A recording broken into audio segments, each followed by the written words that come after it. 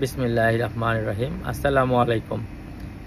আজকে অস্ট্রেলিয়াতে ভোট চলছে, সকাল থেকেই চলছে। আমি আমার ওয়াইফ দুইজনই ভোট দিয়ে আসলাম। এখানে বাংলাদেশের মতো ওই রকম জাঁকজমকপূর্ণ হয় না, যার কারণে এমনও অবস্থা দাঁড়ায় মাঝে মধ্যে যে ঠিক আগের দিন কেউ একজন বললো, কিরে ভোট দিতে যাবি নাকি, এইরকম যে শেষ মুহূর্তেও অনেকে জানতে পারে যে আজকে ভোট, অনেকে মিস করে ফেলে। যার কারণে এইটা আবার যেটা করা হয়, অনেক আগে থেকে ভোটগুলো আর কি কাউন্ট করার একটা ব্যবস্থা আছে, আপনি আগেই ভোট দিয়ে ফেলতে পারেন, প্রি ভোট। তো যাই হোক, উদ্দেশ্য আসলে আজকের ভোটটা কেমন হচ্ছে আর বাংলাদেশের সাথে কতটুকু পার্থক্যপূর্ণ বা কেমন, সেইটা একটু বলার চেষ্টা করব খুব অল্প সময়ের মধ্যে। তো আশা করি সবাইকে পাশে পাবো, সবাই জানবেন, এবং আমার যদি কোনো কিছু আরও জানার থাকে আপনারাও আমাকে জানাতে পারবেন, কমেন্ট করবেন প্লিজ। যাই হোক, লং স্টোরি শর্ট, তো আমি যে কথাটা বলতে চাচ্ছি সেটা হলো যে আজকের ভোটে আমি যেখানে ভোট দিয়েছি, আমি উলঙ্গন এরিয়াতে আছি এখন, যার কারণে এখানকার আমার অ্যাড্রেস, আমি এখানেই ভোট দিলাম। এখানে আমি যে কোনো বাংলাদেশি বা ইন্ডিয়ান ওই পরিমাণে দেখি নাই, বেশিরভাগই অস্ট্রেলিয়ান যারা আগে থেকেই আছে, 3-4 জেনারেশন, মোর দেন দ্যাট, অস্ট্রেলিয়ানরাই বেশি। তো আমি আসলে কথা বলতে চাচ্ছি লাকেম্বা নিয়ে। তো ওইখানে আমার একটা অ্যাপার্টমেন্ট আছে, ওই জন্য ওইখানে যাই, আমি ওইখানকার মানুষজনকে চিনি জানি, যদিও অ্যাড্রেসটা নাই বলে আমি ওইখানকার ভোটার না। তো যেটা হলো, এবার অনেকগুলা পরিচিত মুখ ইলেকশনে দাঁড়িয়েছে, সব বাংলাদেশি কথাই বলছে, আমি বাংলাদেশিরা দাঁড়িয়েছে। অনেকগুলা হওয়ার মানে হচ্ছে অনেকগুলা গ্রুপ। এইটাই হচ্ছে আজকে আমার বলার মেইন উদ্দেশ্য। কেউ পার্সোনালি নেবেন না, এই জন্যই নেবেন না যে আমরা আসলে একটা জাতি হতে চাইছিলাম, জাতি হতে চাই। আগে একজন দুইজন দাঁড়াতো, ঠিক আছে, মেক সেন্স, যে লেবার পার্টি বা লিবারেল পার্টি, দুই পার্টি থেকে দুইজনের মত আলাদা থাকতেই পারে, হতেই পারে। আর এখন দেখা যাচ্ছে যে অনেকগুলা মুখ, আইদার তারা সেলিব্রিটি হতে চাচ্ছে, নাইদার তারা আসলেই দেশের জন্য, অস্ট্রেলিয়ার জন্য কিছু করতে চায়। যদিও আমি মনে করি বাংলাদেশের জন্য করাটা এই মুহূর্তে খুব জরুরি ছিল। আর এমন না যে এদেরকে আমরা চিনি না, প্রত্যেকটা লোককে আমরা চিনি, তারা তাদের নিজস্ব জায়গায় তারা সাকসেসফুল। তারা হয়তো আমাকে চেনেন না, এই জন্য চেনেন না যে কারণ আসলে তারা তো ওইভাবে কি বলবো, ইন্টারেকশনটা থাকা উচিত, যেহেতু আপনারা ইলেকশন করবেন। আর যেহেতু সবাই সবাইকে চিনি, আমরা অনেক দিন ধরে আসি যারা অস্ট্রেলিয়াতে। আর আমার আজকের বলার মেইন উদ্দেশ্য হচ্ছে যে গ্রুপিংটা, যেটা আসলে আমি কখনোই পছন্দ করতাম না, করি না।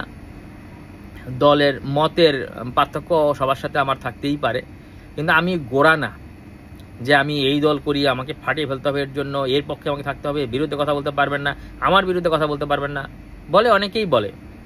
আমার আত্মীয় স্বজন বলেন, বন্ধু বান্ধব বলেন, পাড়া প্রতিবেশী বলেন, দেশের মানুষ বলেন, যারা যেখানে যেভাবে পাচ্ছে, পক্ষে বিপক্ষে সবাই বলে। তো এটা হচ্ছে আমার জন্য ভালো যে কেউ যদি বাইরে থেকে আমার ভুল ত্রুটি ধরতে পারে, আমার বিরুদ্ধে বলে, আমি আরো সচেতন হব। তো ওই বিষয়টাই, যেখানে বাংলাদেশের মানুষের এইরকম একটা একটা সময় যাচ্ছে, যেখানে দেশ রিফর্ম করার চেষ্টা করছে, সার্ভাইভ করার চেষ্টা করছে, সেখানে এখানে ইলেকশন হয়ে যাচ্ছে। এটা তো আর আমাদের হাতে নেই, ইলেকশনও টাইম টু টাইম হয়। তো আমার কথা হলো যে এই যে একটা গ্রুপ করা, যদি 4 জন দাঁড়িয়ে থাকে লাকেম্বা থেকে ইলেকশনে বাংলাদেশি, তার মানে 4টা গ্রুপ, ভোটগুলা কি হবে, ভাগ হবে। তা না করে যদি আমরা একজনকে দাঁড় করাতাম, আমরা সবাই মিলে, সেটা বরং ভালো হতো, তাহলে হয়তো ভোট বেশি পাইতো। জানি না আমি যে কে উইন করতো বা করতো না, এই কথা আমি বলতে যাবো না, তবে এটার রেজাল্টটা বোঝাই যাচ্ছে। আমি এই বক্তব্যটা এই আজকে আমার কথাগুলো আমি আরো 2-4 দিন আগে বলতে পারতাম, কিন্তু আমি চাই না যে কেউ ভোট দিতে যাওয়ার আগে কোনো একটা নেগেটিভ ইমপ্রেশন পাক, আমার সম্বন্ধে বলুক। যারা দাঁড়িয়েছে তারা আমার বড় ভাই বড় বোন, এরাই আমার পরিচিত লোকজন। আমাকে, ওই যে বললাম যে আমাকে হয়তো চিনে না, আমি তাদেরকে সব ভালো মতো চিনি, তারা কি করে, কোথায় যায়, মোটামুটি অনেক খবরই আমরা রাখি, কারণ আমাদের সাথে একসাথেই তো চলতে হয়। 2-1 হয়তো আমাকে চিনে, ফেস টু ফেস চিনতে পারে, বা আমার কার্যক্রম সম্বন্ধে জানতেও পারে। বাট উদ্দেশ্য হলো যে আমরা যে গ্রুপিংটা করছি, আলাদা হয়ে যাচ্ছি, কেন কেন রে ভাই? আমরা কি একটা গ্রুপ করতে পারি না? আমরা কি বাঙালিরা একটা গ্রুপে থাকতে পারি না? সম্ভব না, না? তাহলে তো আর কিছু বলার নাই। যদি সম্ভব না হয়, তার প্রমাণ তো পাচ্ছি। একটা সময় ছিল অস্ট্রেলিয়াতে, যখন প্রথম আসছিলাম, তখন কোনো দলের কোনো কথা আমি কখনো শুনি নাই, কখনো ওইভাবে আমি শুনি নাই, কখনো কোনো মিটিং মিছিলে যেতে হয় নাই, এখনো আমি যাই নাই। কারণ আমি মনে করি যে এখানে আসছি এই দেশের সেবা যতটুকু পারি করব, আর মূল যে আকর্ষণটা থাকবে সেটা বাংলাদেশের জন্য থাকবে, দেশের জন্য থাকবে। যা করব ওইখানে করার চেষ্টা করব, যতটুকু পারি, আল্লাহ যতটুকু করার সামর্থ্য দেয়, এটা উদ্দেশ্য ছিল। যার কারণে আমি কখনো ওইভাবে খেয়াল করি না। হ্যাঁ, কিছু কিছু গ্রুপ ছিল, তখনও ছিল, কিন্তু ওইরকম কাদা ছোড়াছুড়িটা ছিল না। এইবার একটু বেশি হলো। আর এই যে গ্রুপটা দেখলাম এই ইলেকশনে, দেখলাম ছোট্ট ইলেকশন এটা, যদিও এখন যে ইলেকশনটা অস্ট্রেলিয়াতে হচ্ছে, আজকে যে ভোটটা হচ্ছে, এটা অনেক ছোট, মানে ওইরকম না, কাউন্সিল ভিত্তিক। তো সেটাও বড় কথা না, বড় কথা হচ্ছে আমরা আলাদা আলাদা গ্রুপ বানাচ্ছি, মত বেরিয়ে আসতেছে। যেটা না করে একটা ইউনিটি থাকলে হয়তো আমাদের প্রতিনিধি কেউ না কেউ আমাদের এই মানে যারা মানে টপে থাকবে, যারা আমাদের এই সাবার্বগুলাকে লোকআফটা করার জন্য দায়িত্ব নেবে, তাদের মধ্যে আমাদের কেউ থাকতে পারতো, সেটা ভালো হইতো। থাকতে পারতো, এই জন্য বললাম যে আমার মনে হয়, আমি জানি না, আমাকে কাউকে আমি চাই কেউ থাকুক, আমাদের কমিউনিটির পক্ষ থেকে কেউ থাকুক।